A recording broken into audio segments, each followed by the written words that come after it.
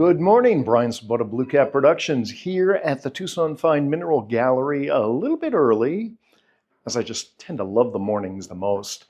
And one thing that I shared with you yesterday is that Dick Morris is here, and Dick Morris is an iconic Arizona collector, and his collection is being offered by Crystal Classics, and he's in there, Stu.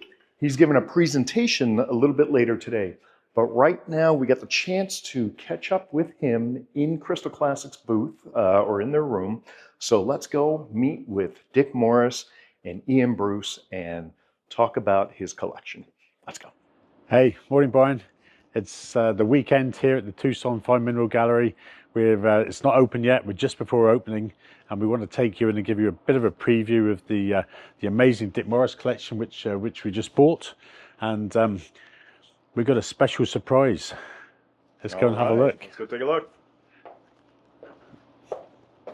Here he is, the man himself, Dick Morris, the legend. Hi. Morning, Dick. Morning.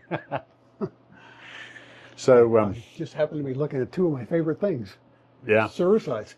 Oh my gosh, yeah, you do like Ceruscites. Yeah, I do. But this was, so your collection was a whole lifetime of collecting, huh? Yes, probably 50 years, 40 or 50 years.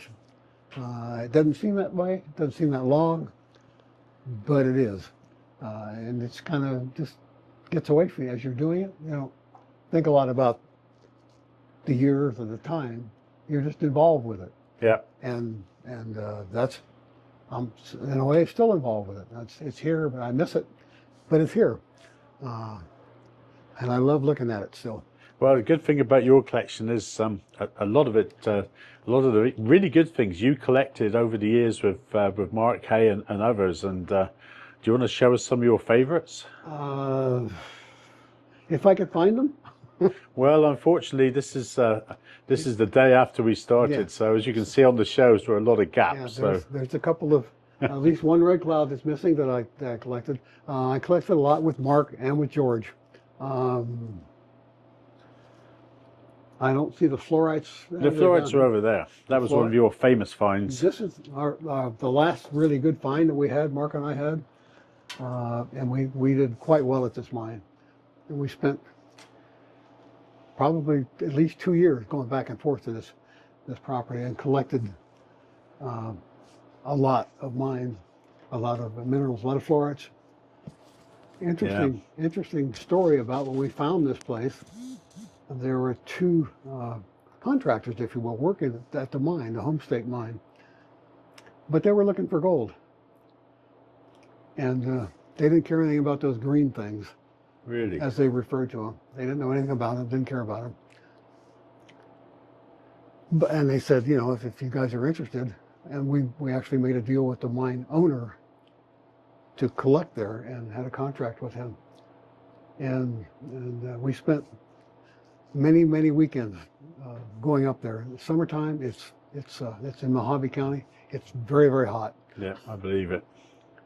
Lovely combination with the quartz. Yeah, it is. You know, yeah. That's a big area.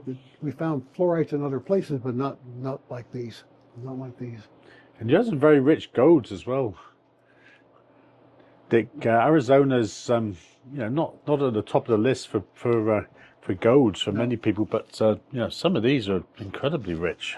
Yeah, and I didn't collect them. They were found by two prospectors. Yeah, and amazing. bought by one person. So if you wanted one, you purchased it. Yeah, which is all right. That's quite heavy. Yeah, and the one next to it is, I find very interesting. This one? No, that one, because it's from a very famous mine that you don't see much of, the Vulture mine. Yeah, wow, that's super super that heavy. pocket came out, and it's not, you just can't get there. And the only way to get one is actually somebody actually has one. And they bought. And then these are quite good. These are almost like the Colorado ones. Yeah, and I didn't collect. These were collected. They were old. I didn't collect. I have collected a few single crystals of gold. I don't know if they're here or not. This one, the wire gold like that, was collected probably 30 or 40 years ago. Wow. One pocket that produced about a dozen of them. And they're around, but I was fortunate to actually find one.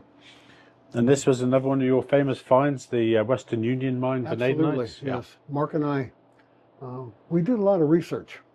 I did a lot of research in the Arizona Department of Mines. And one of the places we found, that we actually, I don't know if we just stumbled into it or we discovered it. We looked it up and went there on the first trip that we made there. We hit a very, very good pocket. And on subsequent trips, it's just a small mine, but it produced some very nice vanadinites. Fabulous. The best one I collected is in the Sonora District Museum, and it's got crystals on it that are probably 2 inches long. The piece is about like this. Fantastic. So it was fun, scary place because of the rattlesnakes. That's part we don't have that problem collecting in England, fortunately. No, we do. And this particular place has Mojave rattlers, which are the worst of the rattlesnakes around here. And we came across them, but fortunately, I've never been bitten, and nor Mark or anybody that I know of close to me has been bitten, but we've been close. Wow. Yeah, you don't want to find one of those underground. Yeah. So this is one of the most admired specimens, which there's another one that's sold as your malachite coated with quartz from Piedmont. From the Piedmont, yeah, and there's a story involved with it. I don't know how accurate it is, whether it was found the way it was alleged to be found, or if it's from the Piedmont. There's people they're kind of legendary in Arizona lore. Yes, so. Yeah, they are. Yeah. And I don't know. I accept it for what it is. Those were collected, if you believe the story. Actually, at the beginning, and Mark and I, actually, I knew the lady that had this collection, and it was Monty Speck's collection, and she bought it, and she had a rock shop, and she had this collection, and I talked with her quite a bit, and eventually we were able to make a deal on buying the collection. These pieces were in it, and that's why we wanted the collection. No, it's fabulous. Several in great there. Color. It had great color. There was a lot of good minerals, but the prize was the Piedmonts. Yeah. So there's some treasures in this case as well. This is it's nice to see very good tiger mammoth minerals. They're always very, very popular, and yeah, it's a mine I've never been in. You can't get in it, but it's like Bisbee. You can't get there, but you need to have specimens from there, and so you just have to keep your eye open and find what you can. So this is one of the real old classics from Tiger, the blue lead lights that came from there. When did they come out? The early 1900s? Yeah, they did. And most things, and like the one piece up there, the Schultz mine that was pre-Tiger. That was before 1900. That piece came out. Which one's that? There's a Wulfenite right in front, I believe, over there. This one? Yeah. Yeah, okay, that's a really old This one, no, it's up there. The Schultz. Difficult to get. Like Bisbee. I mean, they're out there. Tiger, not so much. A lot of the really good ones ended up in Europe back in the day, and we do come across them occasionally. Yeah, one of my favorite minerals is dioptase, and there's a really nice piece from Tiger up there that I like. I particularly like that. I was fortunate to and I don't know if there's any more dioptase from Ray in here or not. I don't remember. I was fortunate to be able to collect at the Ray mine when the pocket got hit by the man who had the contract for Ray at the time. He invited me to go down there with him, and it was quite enjoyable. You don't get to collect in many working commercial mines. Yeah, really. This is one I absolutely adore. This specimen. This is wonderful. Yes, it is. This is wonderful. Yeah, for Ray. And this at one point was, I can't go back how far, but this would belong to Bob Jones at one time. Yeah. Um, And one of the things that's great with your collection, and I really appreciate it, all the little notes that, you know, very often you'll have a handwritten note in here, and this is from Evan. So this is actually written by Evan Jones about his father handling the specimen, and when Bob originally got it, he swapped it for 3 crates of oranges. It's fabulous. Unbelievable. Unbelievable. Unbelievable. You know How what? things happen. What a great history. Yeah. You know, Spinel Yeah, twin that's a replaced by Cooperite. This is great. This is treasure. And right behind us, one of my favorite, the Azurites from the Flux. Another mine that's, if you go there, it was a snake-infested area Wow. and a very dark. But the Azurites are actually, if you hit a pocket, they're wonderful. Tough to collect. Yeah. And then our next case is your Bisbee suite, Dick, and this is you know, this is very much amongst the top of many collectors' lists to get a good Bisbee specimen. One of the most famous mineral specimen producing mines on the planet. And you've got a few things here that you know, this is wonderful. These malachite included calcites, they're very rare. When did they come out? I'm going to say in the 20s or earlier, and I'm not exactly sure of that. I've had that for a while, and that's an extra. There's labels with that one. But to get a good Bisbee, Yeah, that's a Harvard piece. yeah, it's an ex-Harvard piece. To get a good Bisbee, you have to just locate one or buy one because you can't collect them. Mm-hmm. I've been very fortunate, but it's one of those things you get pieces from Bisbee and then you try to improve them. Yep. That's so, and I've been able to do that in a few places. The malachite up there is one of my favorite pieces.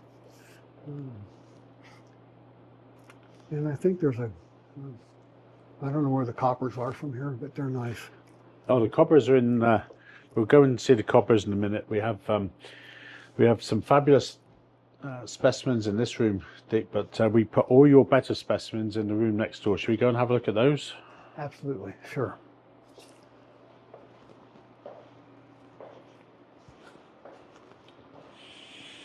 So this case is just marvelous. Many of them have sold, but we just left them in here to make sure that we got to talk about them because this is Arizona mineral treasure. Yeah, this case is very special. Everything in here is quite good, and they're difficult to get. Yeah, the linerite in the top corner is just extraordinary. That color. The color is wonderful It's for just it. it really draws you in.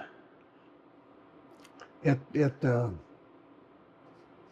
was collected some years ago by David Shannon and Mike Shannon. They spent a lot of time there and a lot of mines, but I got it from when we got their collection. All these pieces, I could talk about each one of them. These do. They're wonderful. Yeah, they're. So tell us about the pseudomorph at the top, the live oak. Yeah, again, inspiration. It's just a prize. It just and for me to be fortunate enough to acquire it when I did. Sometimes you just get lucky. And then there's vanadinite. Vanadinite in the middle. This is extraordinary. Yeah, and we collected a lot of those. I don't think I collected that one, but I've been down in that mine and collected or helped collect pockets in there. And it's quite good, and there were some other, I think, but that particular one, just the habit of it is just very nice. Yeah, very photogenic. Yeah. And this is my favourite piece in your collection, The Wulfenite. the Rowley Mine Yeah. cover piece with just what an extraordinary specimen. Yeah, it is. It is. I did not collect that piece. I've collected a lot from the Raleigh, but not that one. I was very fortunate to acquire it. When they were doing the book and it came up, and Wendell surprised me by putting it on the cover. Yep. But that's okay. I think it's a remarkable piece, and deserves that cover in my mind. Yeah, no, it's a wonderful thing. And then down here we have one of the real Arizona classics, the great Bisbee rose, complete all the way around, great color, great luster. What's the history of that one, Dick? That one, when I acquired it, it was absolutely filthy. You almost couldn't recognize it. It's an extraordinary rose for several reasons. It's perfect, and it's thick. And most roses were not like that. And you could display it any way, any side, any way you want to. It's one of the best I've ever seen. Yeah, for the was very size, it's fortunate to get it. remarkable. Yeah, it's quite good. And this is another one of my favourites, the stop sign red cloud Wulfenite. That's what we called it. Yes, indeed. And this has got a great history. Tell us about that piece. Yeah, I acquired it. I didn't collect it. It had to come out probably in the 20s or 30s. I date it at least that far back. Kind of an old collection that was back east. I was surprised, but it was just in my mind, the habit, the form is just exactly what you want from a red cloud. Yeah, it really glows. Yeah, it does. And then over here we have another case of some of our favourites. And again, many of them have sold, but we've left some in here to at least be able to talk about them. They have the gloves. The gloves are my favorite, especially this particular one down here on the side. That habit's unusual for glove. Yep. They come out in the 50s. So, and that one again, I acquired back east from a friend of mine actually who had it. And I can't tell you, but I know when it came out because that's when they all came out. More typically is the one on top, which I like as well. And very many of yours were in the American Mineral Treasures exhibition, which was held many years ago here at the TGMS, and was still one of the signature displays they ever did. That was a fabulous year. I remember it very clearly. Yeah. The Smithsonite is that particular. There was one pocket like that came out, and that was actually a floater. Most of them are trim cut or whatever, but that particular habit is unusual. The color, and of course, old Yuma, which I dearly love. Crystals are quite large for that, and that's an old glory hole piece that came out probably in the 20s. Those crystals are huge. Yeah. I talked to, there was people that questioned it at the time, but I verified it with Dick Bedeau and some other people, very knowledgeable people about the mine. In fact, I got to have another one in another case here that I have on purpose because it's exactly like that, but smaller crystals. Same habit, same matrix, same calcite. Mm-hmm. But people would thought about it at first like it may not be. Oh, they're incredible. Yeah, but no question about where it's from. And Bisbee. Yeah. From the Sacramento pit. That's an unbelievable. Yeah, that's quite quality. good. That That's came lovely. as a trade from the museum. Okay. Mark and I have collected a lot of things that we've in turn went to the museum, and occasionally we'd make a trade here and there. And for Morenci, this is an incredible color. It's spectacular for Morenci. In my mind, you don't get better color or form. And that came out probably in the 60s. Okay. And it was a contract collector and collecting. I mean, I couldn't go there and collect. So you dealt with the people who did collect them. And this is one of your treasures. This Saramine Azurite here from very old Bisbee. That's really early on, eh? Nice old labels. It's a very old piece. I don't know when it came out. It's I think the best Azurite in the collection, depending on your particular taste.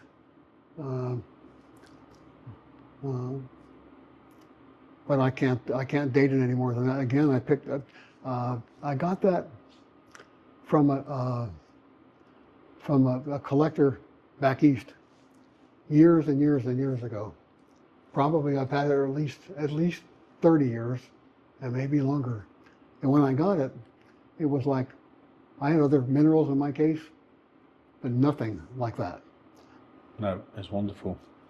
And then still with Bisbee, this is just exquisite. The copper. Yeah, from the Dallas mine at Bisbee. This is exquisite. Very well formed, sharp, great shape. And as I was talking to Ryan earlier, that sometimes when you get things, you trade for them, and that's a piece I traded for, probably 25 years ago. Wow. And the Ray copper at the end was collected in the 70s by the contractor that had the contract for the Ray mine. Yeah, that's sharp. And sometimes you just happen to be in the right spot, the right time, the right place, and something works out for you. And that was one piece I got from a dealer in Globe at a rock shop, and he also had the contract for Inspiration and for Ray and the 79. Yeah, this is another great Ray up there. That's those are huge Spinel twins. That came in a trade as well. Wheeling and dealing. Yeah, absolutely. No, isn't it great? That's part of it. Absolutely. And if you don't, you're not going to many times get what you'd like to get, and you may not anyway. But you have to be able to sacrifice and trade to get that. And again, that one came from a trade as well.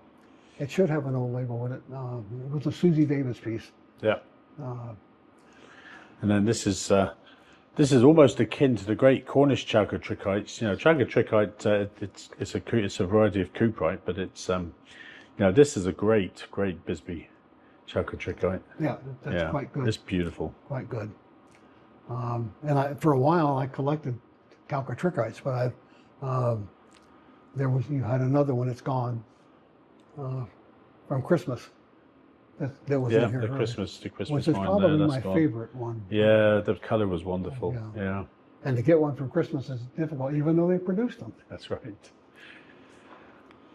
Yeah, no, it's fabulous, Dick, and you know, it's been a pleasure for Crystal Classics to have the honor to handle your collection, and you know, you are the master of understatement, and I'd say thank you very much, Dick, and your collection's actually, in your words, is actually quite good. Thank you very much. I'm glad that you have the collection. Thank you, sir. It worked out well.